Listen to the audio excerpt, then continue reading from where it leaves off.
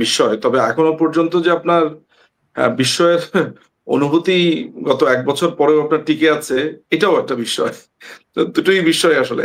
আ আসামিদের খালাস হয়ে যাওয়াও বিস্ময়, আপনার বিস্ময় প্রকাশও বিস্ময়। এই কারণে বলছি না না না, যে খালাস গত হয়ে ১ যাওয়া বছর তো তাহলে একটা জিনিস আসলে একটু রিলেট করি আমরা, যে 5ই অগস্টের ঘটনার পরেই 21 অগস্টের যারা আসামি তারা খালাস পায়। এখানে তো কিছু সম্পৃক্ততা আছে।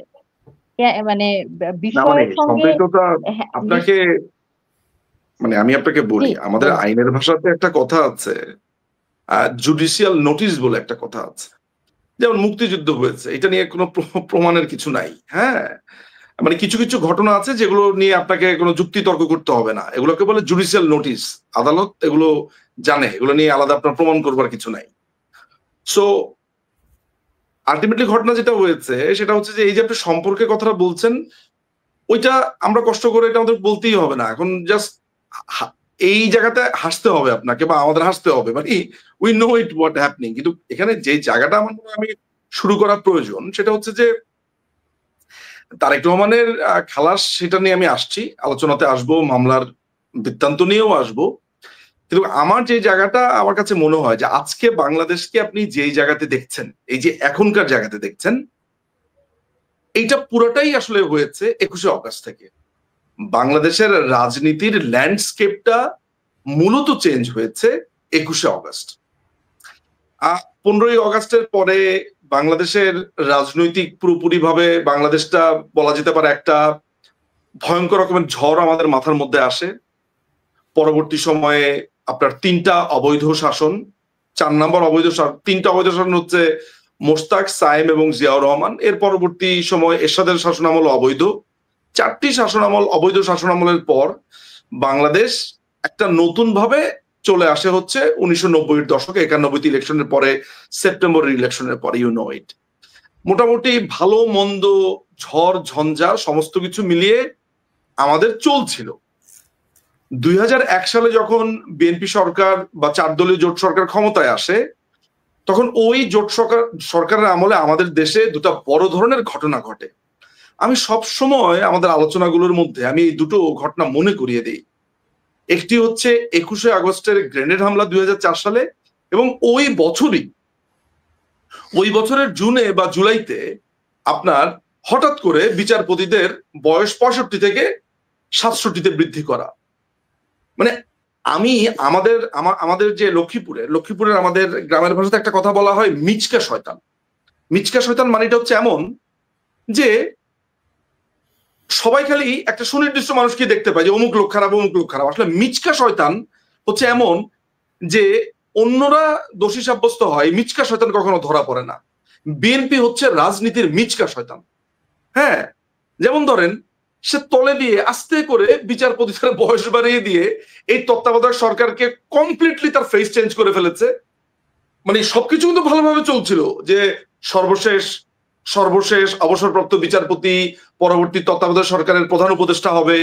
ধুম করে সে একটা চিপাগল্লি দিয়ে এসে সে বিচারপতিদের বয়স বাড়িয়ে তার নিজের যে পছন্দের বিচারপতি তাকেই শেষ বিচারপতি রাখা, যে বুদ্ধিটা, প্লাস সে করলো কি ২১শে আগস্ট একটা গ্রেনেড হামলা করালো যে আওয়ামী লীগকেও আমি শেষ করে দেব, আমার রাজনৈতিক প্রতিপক্ষও থাকবে না, তত্ত্বাবধায়ক সিস্টেমটাই থাকবে, কিন্তু আমার স্টাইলে থাকবে। আচ্ছা, তো এই দুটা জিনিস কিন্তু আমাদের মাথায় রাখতে হবে যে বাংলাদেশ আজকে এই যে তত্ত্বাবধায়ক সরকার থেকে সরে গেল, এই যে বাংলাদেশে একটা একটা দীর্ঘস্থায়ী রাইভালারি তৈরি হলো, একটা শত্রুতা তৈরি হলো রাজনীতির মধ্যে, এইটা কিন্তু হয়েছে বিএনপির কারণে। আপনাকে বাংলাদেশের আজকের পরিস্থিতি, গণতন্ত্র, সমস্ত কিছু নিয়ে কথা বলতে হলে ২১শে অগাস্টকে নিয়ে আপনাকে চিন্তা করতে হবে। একটা ইনিশিয়ালি সেই সময় একটা ধারণা জন্মেছিল যে এই কাজটা মূলত তারেক রহমান, মুফতি হান্নান, তারপরে হচ্ছে যে আব্দুল সালাম পিন্টু বিএনপি নেতা এবং তার ভাই মাওলানা তাজউদ্দিন, এরপরে হরকাতুল জিয়াদ, লস্করি তৈয়বা, মূলত যে হাওয়া ভবনে এই পুরো ঘটনাটা কিভাবে ঘটেছে, লুৎফুজ্জামান বাবর, তারপরে মামুন, এদের মাধ্যমে কিভাবে ঘটেছে, হাওয়া ভবনে এটার কিভাবে পরিকল্পনা হয়েছে, এগুলো আমার কথা না, এগুলো মামলার কথা। মামলার ডকেটে আছে আমার কাছে এই মামলার নথিপত্র, মানে পুরো মামলাটার মোটামুটি একটা বড় ধরনের রায় নথিপত্র আমার সামনে আছে, যেগুলো থেকে আমি কোট করব। কিন্তু আলোচনার বিষয়বস্তুটা হচ্ছে যে এই মামলা যার বুদ্ধিতে হলো, যার নিয়ন্ত্রণে হলো, আমরা পরবর্তী সময় যেটা দেখতে পেলাম যে 22 তারিখে অর্থাৎ 22শে অগাস্ট যে মামলা দায়ের হলো, সেখানে জজ মিয়া নামে এক লোককে গ্রেফতার করে তারা নিয়ে এলো। জজ মিয়া আপনার নোয়াখালীর সেনবাগে থাকে। তিনি ঢাকার পল্টনে ফুটপাতে প্রথমে পোস্টার বিক্রি করতেন, ভিডিও ক্যাসেট বিক্রি করতেন। একটা পর্যায়ে তিনি ফল বিক্রেতা ছিলেন। তাকে সিআইডির লোক, পুলিশের লোকজন ধরে নিয়ে এসে বলে, এই কালকে থেকে তুই এই মামলার আসামি। স্যার আমি কি করলাম? তুই 21শে আগস্টের গ্রেনেড হামলা করেছিস। স্যার কিভাবে করেছি? এভাবে করেছি। তাকে ধরে নিয়ে আসলো এবং পরবর্তী আপনারা জানেন যে ইনভেস্টিগেশনে বের হয়েছে, প্রথম আলো একটা ইনভেস্টিগেশন করেছে এবং আরেকটা ইনভেস্টিগেশন হয়েছে বিচারপতি জয়নুল আবেদিনের নেতৃত্বে 162 পাতার একটা ইনভেস্টিগেশন। যেই ইনভেস্টিগেশন রিপোর্টটা কিন্তু আমরা কোনোদিন দেখতে পাইনি। সেখানে একটি বিদেশি গোয়েন্দা সংস্থার কথা বলা হয়েছে, সেই একটি বিদেশি গোয়েন্দা সংস্থার নাম সেখানে আর লেখা হয়নি। পরবর্তী সময় আপনারা জানেন যে এফবিআই এসেছে, এফবিআই তাজা গ্রেনেডের কথা বলেছে, সেখানে তদন্ত হয়েছে। এই মামলার ভেতরে সেগুলাই আছে। আমি একটার পর একটা আপনাদেরকে বলি, সেটা হলো এই পুরো গ্রেনেড হামলাটা কে করেছে, এটাই তো মূল আলোচ্য বিষয়। তাদের মোটিভ কি ছিল? এখানে যে 24 জন নিহত হয়েছে, প্রায় 300 জনের মতো আহত হয়েছে, আজও যারা স্প্লিন্টার শরীরে বহন করে চলছে তারা তো বেঁচে আছে। এখনো তারা এই সময় অনেকেই পালিয়ে বেড়াচ্ছেন আরেক সন্ত্রাসীদের এই শাসনকালে, আরেক টোকাইদের শাসনকালে, এক ক্ষমতা যারা দখল করেছে তাদের শাসনকালে এখনো স্প্রিন্টার বুকে নিয়ে, হাতে নিয়ে, পায়ে নিয়ে পালিয়ে বেড়াচ্ছেন পৃথিবীর বিভিন্ন দেশে, বা তারা স্থানান্তর হয়েছেন, তাদের জীবন আজ বিপন্ন। তো সেই সময়টাতে তারা দুজন মানুষকে গ্রেফতার করে, যেগুলো দর্শকদের জানা প্রয়োজন।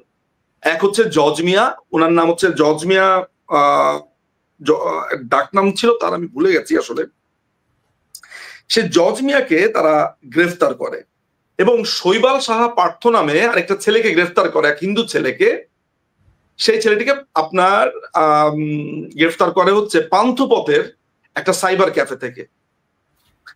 সেই সময় আমাদের মনে আছে যে এই পার্থর উপরে কি অমানসিক টর্চারটা না করা হয়। তাকে ইন্ডিয়ান রয়ের এজেন্ট বিভিন্ন কিছু বলে তাকে গ্রেফতার করে তার পুরো পরিবারটাকে শেষ করে দেওয়া হয় মোটামুটি। সেই সময় খালেদা জিয়া আপনার মানে বলা হয়ে থাকে যে খালেদা জিয়া, সন্দেহ থাকে যে খালেদা জিয়া হয়তোবা এই ঘটনাটা তিনি জানতেন না ইনিশিয়ালি, বা তাকে জানতে দেওয়া হয়নি তারেক রহমান যেগুলো করছে।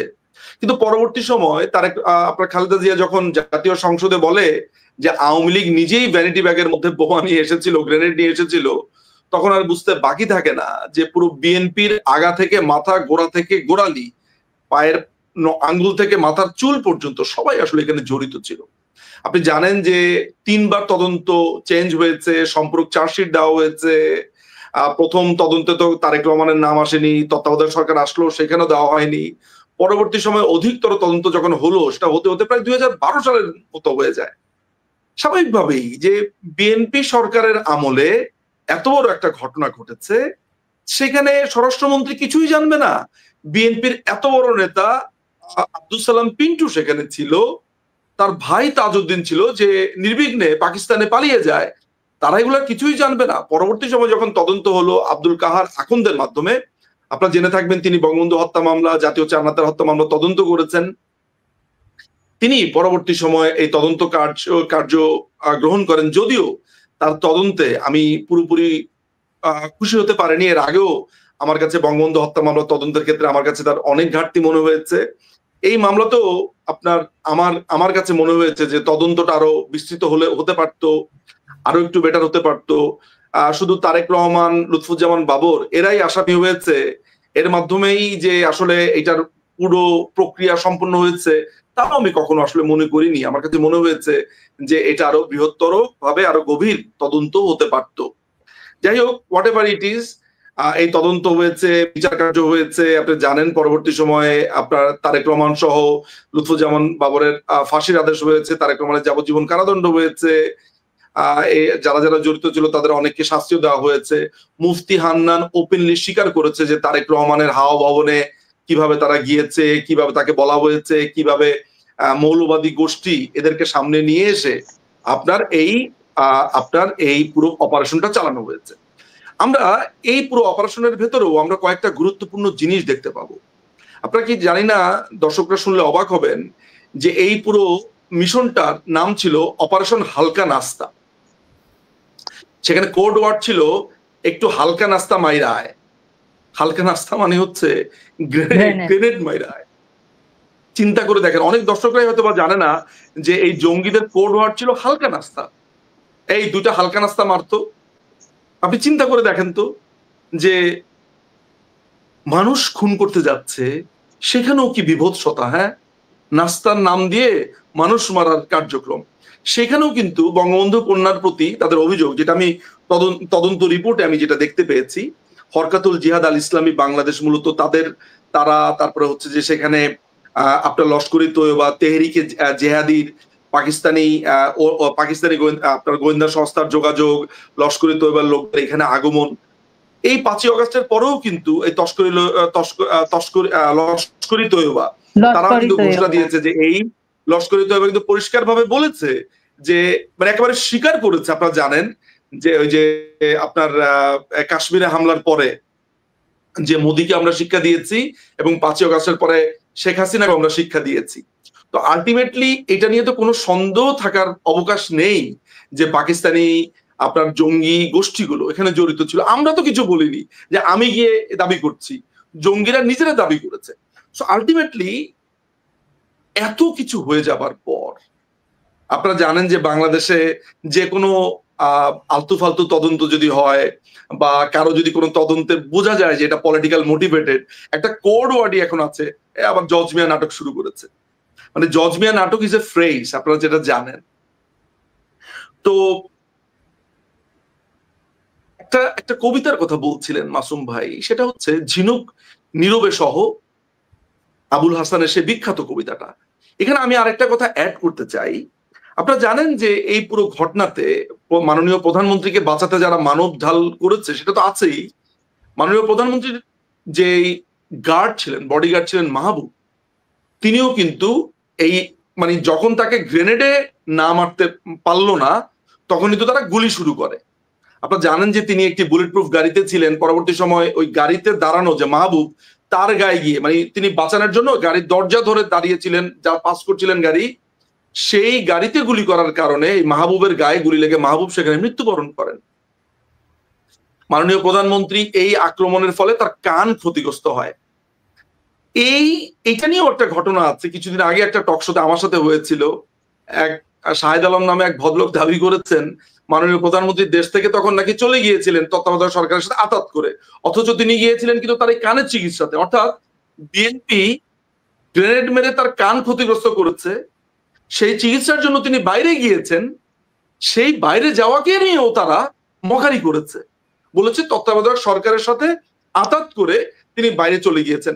পরবর্তী সময় বঙ্গবন্ধু কন্যা কিন্তু দেশে ফেরত এসেছেন। দেশে ফেরত যখন আসতে চেয়েছেন তখন তাকে দেশে ফেরত আসতে দেওয়াও হয়নি। পরে তিনি পরের দফাতে তিনি দেশে ফেরত এসেছেন। এগুলো তো কাহিনী আপনারা জানেন। সুতরাং আজকে যে তরুণ এই প্রোগ্রামটা দেখছেন, আমার কিন্তু এই আরজ, আমার কিন্তু এই বক্তব্য আজকে মাসুম ভাইয়ের সাথে না, আজকে দীপান্বিতা আপনার সাথেও না। আপনারা এগুলো জানেন, আপনারা এগুলো নিয়ে কাজ করেন, কথা বলেন, জানেন। যেই তরুণটা জন্মেছে 2004 সালে, যেই কিশোর আজকে, যে 2004 সালে যে ছেলেটি আজকে তরুণ বা কিশোর, তার আজকে যেন আমি তার ক্ষুধাকে আমি বাড়িয়ে দিতে পারি, তার জন্য জানার আগ্রহ তৈরি হয়, সে আমাকে পছন্দ করুক, ভালোবাসুক কিংবা নাই বাসুক, সে যেন আজকের এই প্রোগ্রামটার পরে এইটা বলে যে নিঝুম ভাই যে আজকে এই কথাগুলো বলে গেল, যে অপারেশন হালকা নাস্তা, তারপরে তেহরিকে ইনসাফ, তারপরে হচ্ছে যে হরকাতুল জিহাদ, তারপরে তারেক রহমানের হাওয়া ভবনে এটা হয়েছে, নিঝুম ভাই কি এগুলো সত্য বলছে নাকি এগুলো মিথ্যে বলছে, নাকি বানিয়ে বানিয়ে কথাগুলো বলছে? গ্রেনেড আসলে মেরেছে? খালেদা জিয়া কি ভ্যানিটি ব্যাগে গ্রেনেড এই কথাটা বলেছে? মাওলানা তাজউদ্দিন কি সেখানে ছিল? আব্দুল সালাম পিন্টু কি ছিল? মুফতি হান্নান কি স্বীকার করেছে? আমার এই কথাগুলোকে আমি চাই যে একটা তরুণ চ্যালেঞ্জ করুক, চ্যালেঞ্জ করে সে বিচারিক আদালতের রায়টা পুরোটা পড়ুক। সেই হাইকোর্টের রায় যেটা দিয়েছে, আপনারা জানেন যে সেখানে সবাই মোটামুটি খালাস পেয়ে, সেখানে বলা হয়েছে যে এটা কোনো তদন্ত হয়নি, অথচ তদন্ত কিন্তু একটা বড় ধরনের তদন্ত, বড় ধরনের রিপোর্ট কিন্তু এফবিআই দিয়েছে। ইন্টারেস্টিং ব্যাপার হচ্ছে যে উইকিলিক্সের লিক হয়ে যাওয়া যে নথি, সেই নথির মধ্যে আমেরিকান এমবাসির যে কথোপকথন বা তাদের যে কথাবার্তা, সেখানে পরিষ্কার করে তারেক রহমানকে তারা দোষী সাব্যস্ত করছে। কতটা নির্লজ্জ হতে পারে তারেক রহমান অনলাইনে এসে বলছে,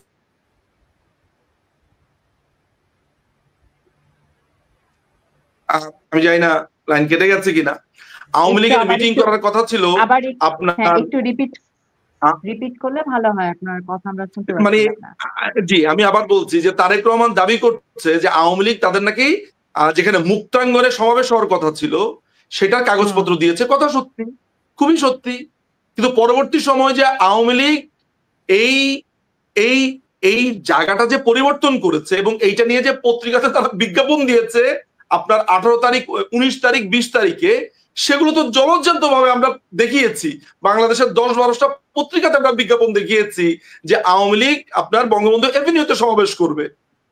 হ্যাঁ, এই আগের যেই আপনার আবেদনের কাগজপত্র সেটা তারেক রহমান দেখিয়ে আমাদেরকে বিভ্রান্ত করতে চায় যে আওয়ামী লীগ কেন আপনার বঙ্গবন্ধু এভিনিউতে গেল। আচ্ছা, আমি ধরে নিলাম আমি ওদের যুক্তিতে ধরে নিলাম যে আওয়ামী লীগ মুক্তাঞ্চলে তার মিটিং করার কথা, এই মিটিংটা না করে তিনি বঙ্গবন্ধু অ্যাভিনিউতে গেল। তো মুক্তাঞ্চলে মিটিং করার কথা, বঙ্গবন্ধু অ্যাভিনিউতে গেলে তাকে বোমা মারবেন, আপনি গ্রেনেড মারবেন? মানে একটা মানুষের স্থান চেঞ্জ করার কনফিউশন তৈরি করে আমাদের সামনে থেকে এখন, মানে পুরো ব্যাপারটা দাঁড়াচ্ছে এমন যে আমি আমার সভাস্থল চেঞ্জ করেছি, এই জন্য আমাকে আর্জেস্ট গ্রেনেড মারাটা ঠিক আছে, যুক্তি তাই দাঁড়ায়। মানে তারেক রহমান যে মিডিয়াতে এসে প্রতি বছর 21শে আগস্ট এই গল্পটা আমাদেরকে শোনান, আমি তার কাছে একটা পাল্টা প্রশ্ন করতে চাই যে 21শে অগাস্ট যদি আমার সমাবেশ হয়, তাহলে 18ই অগাস্ট, 19শে অগাস্ট যে জাতীয় পত্রিকাগুলোতে আমরা বিজ্ঞাপন দিয়েছি সেটি কি করে হলো? আমরা যে মানুষকে জানিয়েছি, সাধারণ জনগণকে আমরা জানিয়েছি, সেটি কি করে হলো? এই জবাব তো আমাদেরকে কেউ দিচ্ছে না। আচ্ছা, আমি ধরে নিচ্ছি যে আমরা ওইখানে গিয়েছি, আমাদেরকে সন্ত্রাসীরা হামলা করেছে, বিএনপি সেটা ঠেকাতে ব্যর্থ হয়েছে। তারপরেও প্রশ্ন এসে যায়, এই হামলা জজ মিয়া নামক লোকটাকে যে আমরা আসামি করা হলো, পরবর্তীকালে যে প্রমাণিত হলো সিআইডি তাকে মাসে মাসে তার ফ্যামিলিকে টাকা দিত সে যাতে এটার আসামি হিসেবে দোষ স্বীকার করে, সেটার জবাব কি তারেক রহমান দিয়েছে? তাদের আমলেই তো কাজটা হয়েছে, তাদের আমলেই তো পুলিশ কাজটা করেছে। আমি কিন্তু দীপা এই কথাগুলো আপনাকে বলিনি, আপনাকে বলছি না, বিশ্বাস করুন, মাসুম ভাইকেও বলছি না, আমি আবারও বলছি, আমি বলছি তরুণদের উদ্দেশ্যে যে প্রিয় তরুণ, তুমি কি এই প্রশ্নটা করবে তারেক রহমানকে যে আওয়ামী লীগ খুব খারাপ? আমি ধরে নিলাম আওয়ামী লীগ খুব খারাপ, সবকিছু খারাপ। তরুণরা তোমরা কয়েকটা প্রশ্ন তোমাদেরকে আমি দিচ্ছি, তোমরা কি অনুগ্রহ করে, তোমরা তো বলছো যে তোমরা এই সময়ের জেনজি, জেন আলফা, তোমরা তো নানান নামে তোমাদেরকে আখ্যায়িত করা হচ্ছে, তুমি কি এক এক করে প্রশ্নগুলো করবে যে তারেক রহমান 21শে আগস্টে আপনারা যখন ক্ষমতায়, তখন বাংলাদেশ আওয়ামী লীগের উপরে এত বড় একটা অ্যাটাক হয়েছে, সেখানে লুৎফুজ্জামান বাবর স্বরাষ্ট্রমন্ত্রী, সে বলছে উই আর লুকিং ফর শত্রুস, সে স্বরাষ্ট্রমন্ত্রী থাকা অবস্থাতে সে কি তার দায় থেকে এড়াতে পারে? মুফতি হান্নান স্বীকার করেছে তারেক রহমান জড়িত ছিল। প্রিয় তরুণ, তুমি কি একটু প্রশ্ন করবে যে মুফতি হান্নান সেই কথা যে বলেছে সেটা কেন বলেছে? প্রিয় তরুণ, তুমি কি প্রশ্ন করবে যে এই তদন্তে যে হরকাতুল জিহাদ, তারপরে এত এত জঙ্গি গোষ্ঠীর নাম এসেছে, সেই সময় খালেদা জিয়া কেন বলেছিল যে আওয়ামী লীগ ভ্যানিটি ব্যাগের মধ্যে বোমা নিয়ে তারাই হামলা করেছে? তুমি কি এই প্রশ্নটা করবে যে ওই হামলার পরে জজ মিয়ার মতো একটা নিরীহ লোককে কেন গ্রেফতার করা হলো, শৈবাল শাহ পার্থের মতো একটা লোককে কেন গ্রেফতার করা হলো? তাহলে এই প্রত্যেকটা ঘটনা কি একটা তরুণদের জন্য ঘটনা তদন্তে কেন ঘটানো হলো? তার মানে রাষ্ট্র, সরকার এটাতে জড়িত ছিল।